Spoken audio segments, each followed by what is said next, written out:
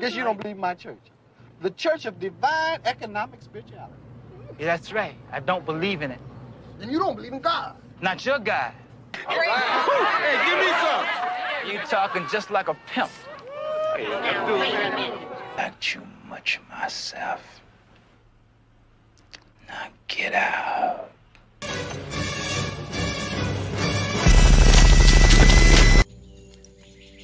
What happened? I saw it.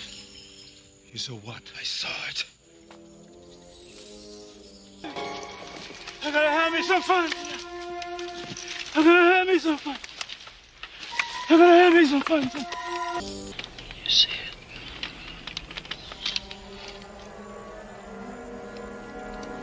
I see you. She bought the bottle of beer, definitely, at 12:15. Yeah, it was 12:15, exact. If I'm not mistaken, it was Now 12. you see something? Now you see now.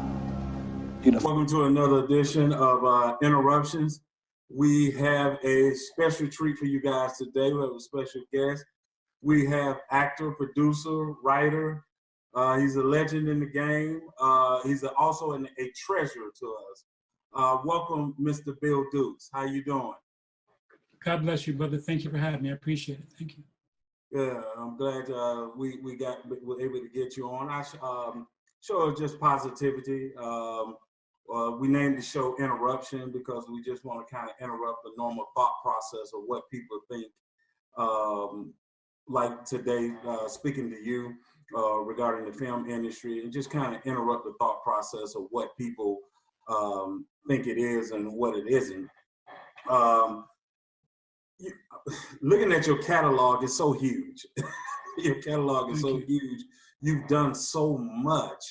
My first question I wanted to ask you is, what made you get into the film industry? You know, when you're trying to find your voice as a young man, as a young person in this world, what made you choose entertainment and film? It's a good question. You know, during the time I grew up, it was a time of segregation, etc. Right.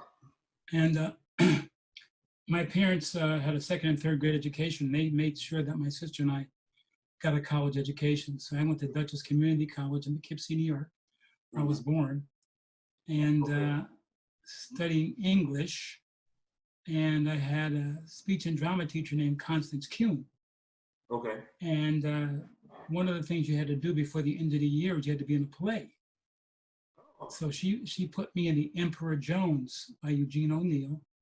Okay. And she had me star in the play. And I never acted in my life before, but that experience, you know how you feel something sometimes that you're connected to? Sure. But my parents thought that that was the most impractical thing in the world. Being an actor, the only person out there those days was Sidney Poitier, really. Correct. And Harry Belafonte.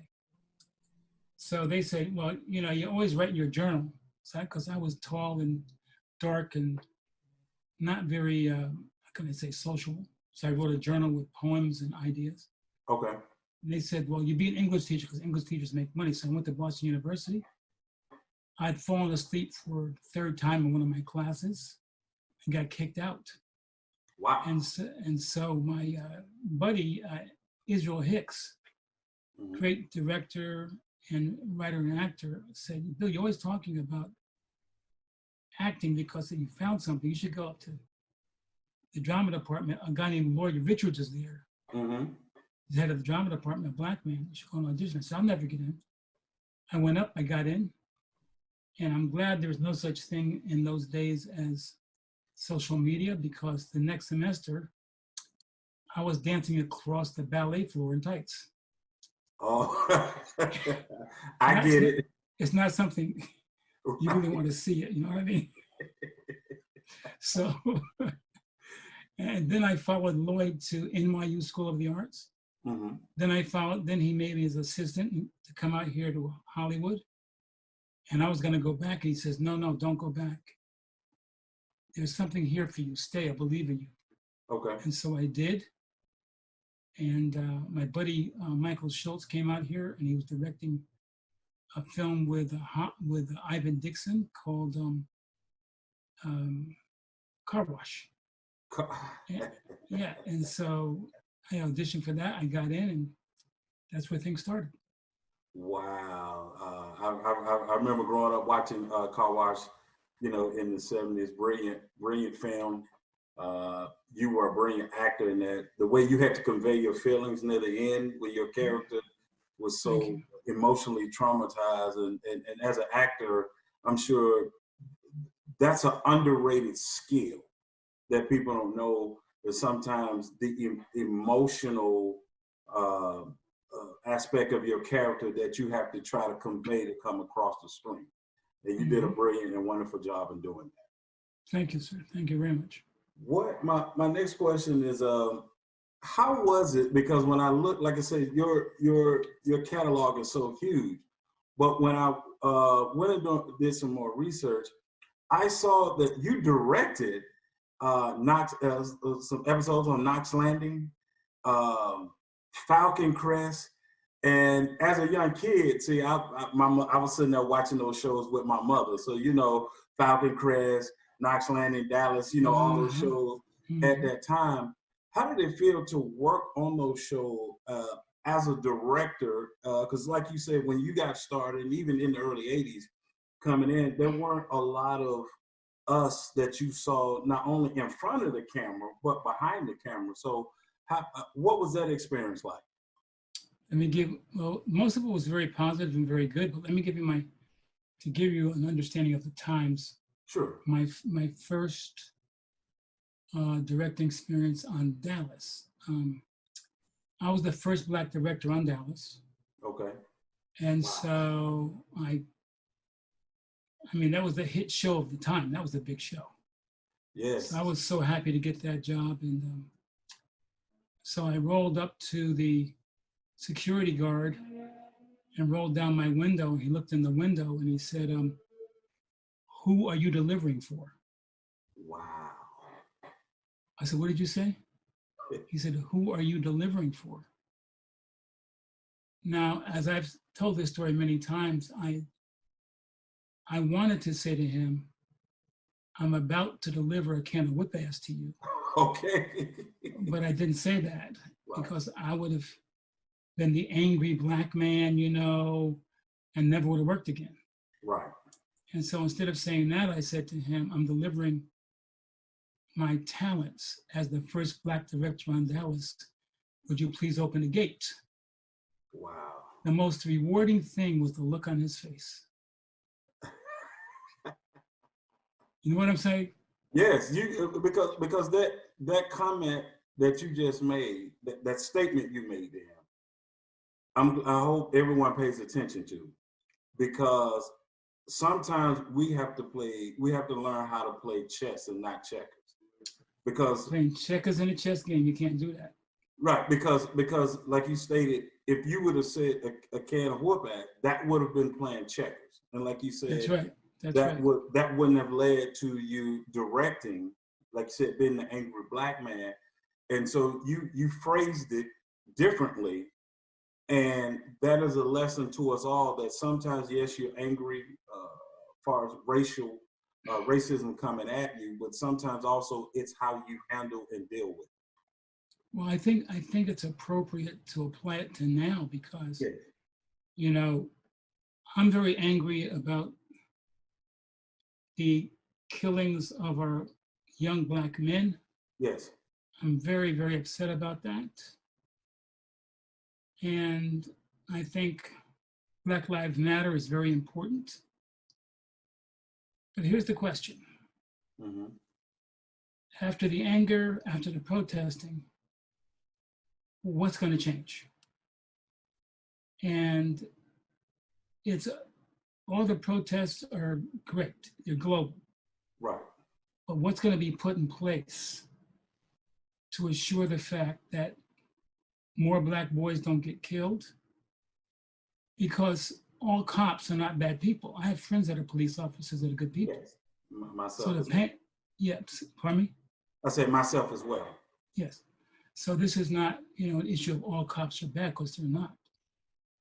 the question is, how do we create an infrastructure that deals with the cops that do bad things, so they aren't just moved to different places? And how do we deal with them in terms of consequences for their behavior, the bad ones? So that's what I'm looking for, to see if there's going to be some kind of infrastructure that's built to say, okay, no, not dismantling all of the police forces. That I don't think is right. How do you restructure things so that the bad apples get punished?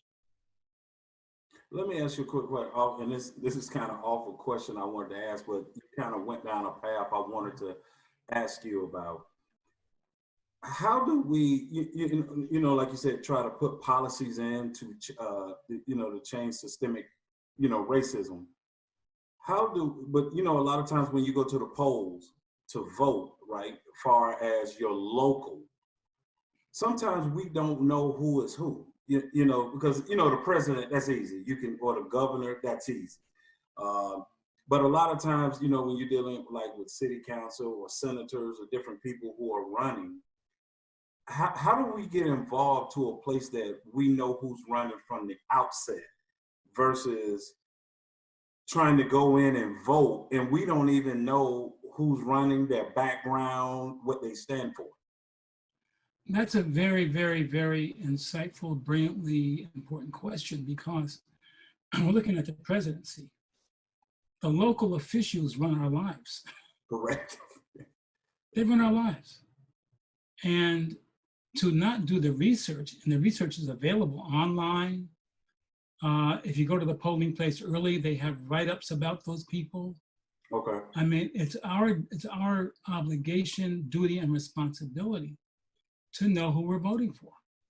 Correct. Because they're making local laws and procedures and creating all kinds of things that impact the lives of us and our children on a daily basis.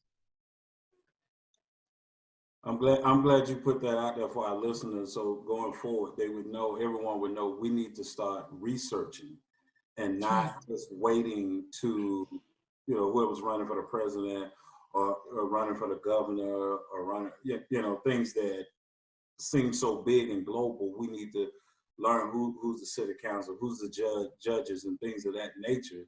So we can actually, because what I found out through this process, just like you stated, is that really, you can't make the change from the top down. You got to make the changes from local and work your way up. And so long, we've been thinking we're making changes top down, and it's the reverse. Playing checkers in the chess game, brother. Once again, you're right. You're right. I think Malcolm X said it best too. He said, no matter how good a football player you are, mm-hmm. If the name of the game is baseball, you better get yourself a bat. Wow. And he said your competition is gonna tell you, you're a good little football player. Look how he passed. See how he passed? See how he caught that football? And then running around the bases. Because you're not in ownership. And I'm glad you stated that, because this. And I'm glad we're having this dialogue, because I don't have to try to follow a blueprint of my questions. You're doing a great job actually leading into some of my questions. So that's great. We're saying that, do you believe, and it's kind of a rhetorical question, but if you answer it, do you believe that we need more Tyler Perry's, we need more Spike Lee's, we need more you, John Singleton's, guys that will create content, versatile content, not all the same type content, but versatile content to give diversity, but also for actors, actresses that are, African American. Do you believe more people need to seek out in the film industry of being those guys like yourself versus just trying to be in front of the camera? I agree. I think 1,000%, I think it's important to have our voices heard from our point of view, mm-hmm. from our perspective. I'm not suggesting other people's points of view are not relevant, but so are ours. And as a writer or a director or producers, we have the ability, and we're still going to have, discussions and struggles, but we have the ability to have content that really has our voice. And I think it's important for us to understand that because we're talking about our children's future, how we are perceived, our children perceive themselves through that. Right. And I think we have an obligation to give a more accurate description of who we are. And we can do that through media. And it used to be just the studios and networks. Mm-hmm.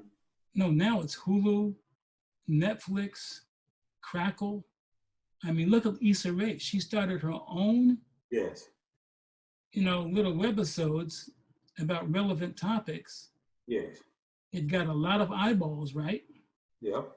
Now she got a big deal with HBO. So the people who really, really get it are not waiting any longer. They're not waiting to be discovered, they're discovering themselves. Let me, along that lines, let me ask you a question. When we create our own content, like you said, say starting, like myself with a podcast show, like you just mentioned, do you think we need to just keep ownership and put the content out? Because like you said, it's so many platforms to put the content out versus sometimes getting a big check from a studio, because sometimes with that check, there comes something along with it that wants to take away that ownership. Well, that's a great question. It's a matter of balance. Okay. If you're in a position where you have 3 kids and you have to feed them, Gotcha. you got to pay for their. Gotcha. You got to make some tough decisions. Right. You're right. Because your integrity is important. Mm-hmm. But here's the question they ask: Daddy, where's the food? And you gotta deliver the food. You can't just have an answer. You gotta deliver. No. They don't want. They can't eat your answer. Correct. Want to know where's the food? And so, I think everybody in this industry, from time to time, has to make certain compromises. Sure. But you can leverage those compromises to your integrity, because you've made those dollars to feed your family for a year. You don't have to take everything that comes to you. Okay. Now, some people do that, and they're very popular and etc. But some people are very strategic in terms of the choices they make, in terms of what they'll be involved in. But they have the privilege of doing that, and not everybody does. Gotcha. Great. Thank you for. Because sometimes people get on their soapbox, or some people we say, hey, why don't they just do this and that? And I like the way you explain it. Sometimes life gets in the way. Like you said, if your father and a mother, you got to still put food on the table. And so you like you said, you have to balance it. And there's a way you can still keep your integrity, but at the same time, still, put food on the table, feed those kids. A lot of people who are on soapboxes, they can be on the soapboxes because those soapboxes are made of pork chops and chitlins, and so they can eat. Gotcha. Because it's cheaper. Come on. We're here. I'm just saying. No, I'm trust me, I understand exactly what you're saying. What is more, I would say, taxing? Is it acting or directing? Oh, you pay a price for both, my brother. It's like, you know, acting's a very, very, very challenging discipline. I wish it wasn't called acting because it's not. You're not pretending. You're not acting. You're being. Okay. And being, when I teach acting classes, I always tell my students, okay, you got the lines down, you got the blocking, right? And you know your lines, right? It's not about you saying the lines the way you think they should be said. It's about responding to the person and being there that's in the scene with you. And I say to them, it's like falling into darkness backward. You don't know where you're gonna land. You give up this, your ego, and you go into God's space and you become. And so that's acting. Directing wise, directing is really two disciplines. One is the creative aspect. You collaborate with the writer and you come up with a script or a vision that you then have to interpret to sometimes 100 or more people. Okay. Because they have to be on board with the same vision, the actors, the staff, the crew, etc. And the second part of directing is management. And it's managing three things: time, people, and money. You can be the greatest creative person in the world, but if you can't manage time, people, and money, you ain't gonna work. Wow. That's great to hear your take on that, as far as the two. What you're saying, directing also is a little bit more. Is it more involved, like you said, because you're dealing with the time and different people, different characters of the film, right? But also the different actors, and then with acting, you're being, but you're being in that space in whatever that particular scene is. Right. Responding to the other actor or actress. Yes. Okay. Can you explain, and because I don't think a lot of people know, so I wanted your take on this. Could you explain what the differences are of being, because you have been a producer as well as an executive producer of a film. What's the difference with being just you produce this film versus you're the executive producer of this film?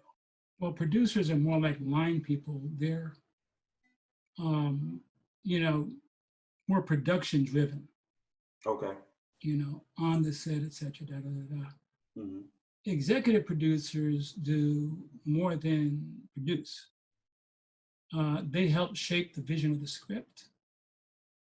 They help find the funding for the movie. Okay. And then they help finding distribution. Okay.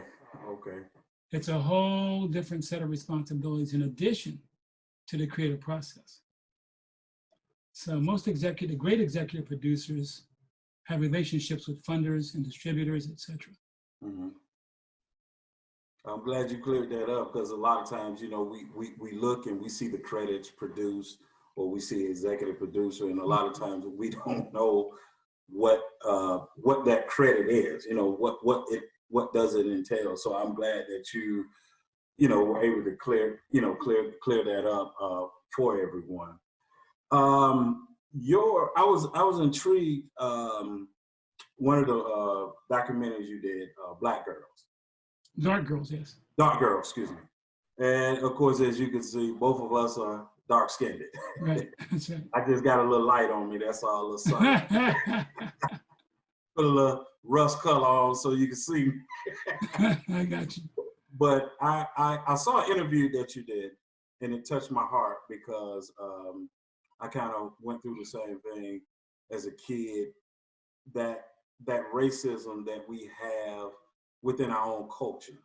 And it's twofold, because it's either, in the mid 80s, early 80s, light skin was in. If you was light skinned, it didn't matter what you looked like. The fact that you was light skinned, you were just in.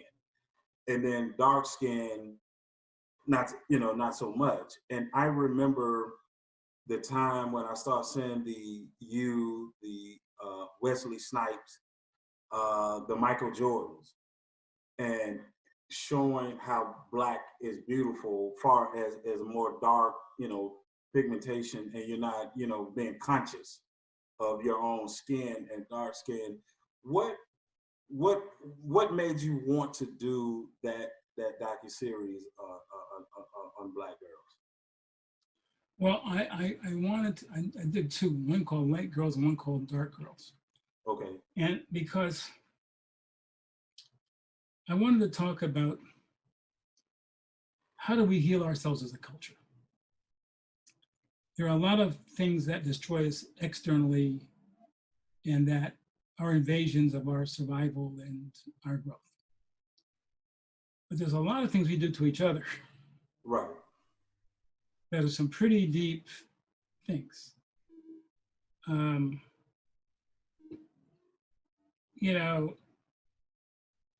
And I saw what I went through, what my sister went through. She's dark too.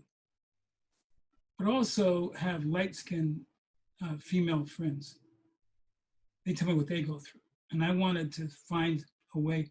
I call my documentaries edutainment. In other words, you can entertain, but at the same time, you can give something for people to think about. And if you go online right now and look under hashtag Team Lightskin, hashtag Team Darkskin. Okay. These are light skin and dark skin women, still in their own kind of separate spaces, talking about beauty, etc. But you got to come together, And what I wanted to do is to really discuss it in a way that brought us together rather than continue to separate us. And I think that's great because I think in one of the interviews I saw, you talked about that also. Sometimes we that are darker, feel like that we have the rights of on being black, like really being down or whatever you want to call that thing, of being black, and then someone that is light skinned, that's black but lighter. You're not so much, you have it a little bit. And so I like that because it talks about the complexity that racism and how we discriminate against each other in our own race. And how, like you said, we need to come together because we're all shapes, colors, sizes within the black community, and we're all beautiful. Doesn't matter dark, light, or whatever. We need to learn to just love ourselves. So when I saw you, Wesley Snipes, Michael Jordan, all that, coming through, once I got the mid 80s and got to my senior year in high school, I'm not gonna lie to you, you couldn't tell me I wasn't beautiful. Beautiful. That's great. That's great. Listen, I was more confident than the light-skinned guy. Nothing wrong with that. Well, no, I mean, but that's a tribute to you and those others who stepped out and been an example, showing us what we can be, and so sometimes, you're doing it for the love of your craft, the love of what you do, but at the same time, there's someone looking at you and saying, hey, I can do this, or I can be that. And so I want to salute you for doing that for me. And well, God bless you for that, brother. Thank you. So I appreciate that. One of the other questions I wanted to ask you is, in your industry, in the film business and entertainment, what do you believe is for people that are aspiring to be in the film industry? What is the most misconception that you believe people think the film or entertainment industry is? What do you think is the most misconception? Well, it's called show business. Right. And most people are focused on the show. And don't do anything to understand that it's a business. Okay. And what is the business? I mean, what is distribution? What is exhibition? What is marketing? What are all of the things that you need to know to not only survive but thrive in the business. And a lot of people are focused on the show part, how they look, which is important. Mm-hmm. You know, the da. But in this, it's like a roller coaster ride in this business. When the culture goes down, what do you do then? You know, it's like, and they think they're going to last forever. Right. There are a few exceptions to the rule, but you know, in the Screen Actors Guild, for example, Mm-hmm. I don't know I forgot the exact number, but I think that less than 20% work annually of the entire guild. Wow. Out of the 20% that work, I think it was, I forgot the number exactly, but only 30% or 40% make over $50,000 a year. that's a low number. And now there are the stars that make all this money and which is good, but the average person coming into this industry should do some research and understand that they have to think differently, because if they're waiting to be discovered, waiting like they have in the past, it's not a good idea. And there are people coming in and still spending $1,200 on pictures. And the thing is that if I'm a director, mm-hmm. if I had a choice of seeing your picture, or you have filmed in your acting class some scenes with you and your fellow actor, mm-hmm. and edited it so I can see your talent, you can do that with your cell phone. Yes. And so the thing is, I think our thinking has to change to a certain extent in terms of the business of the industry. Mm-hmm. How do we sell ourselves in terms of really understanding the reality that we're facing? Okay. And it's hard on everybody, but it's harder on women. I had a friend of mine one time, you know, and she was a great actress. She was on Broadway, and a friend of mine worked at Universal, and so I told him, I said, listen, she's coming to town. She's a brilliant actress, got great reviews. Okay. I want you to see her, you know? So he says that he saw her. I didn't hear from him for 2 weeks. Wow. So I called him, I said, hey man, what's up? She said, did you saw her? Yeah, man, I saw her, man, but here's the problem, man. I said, what?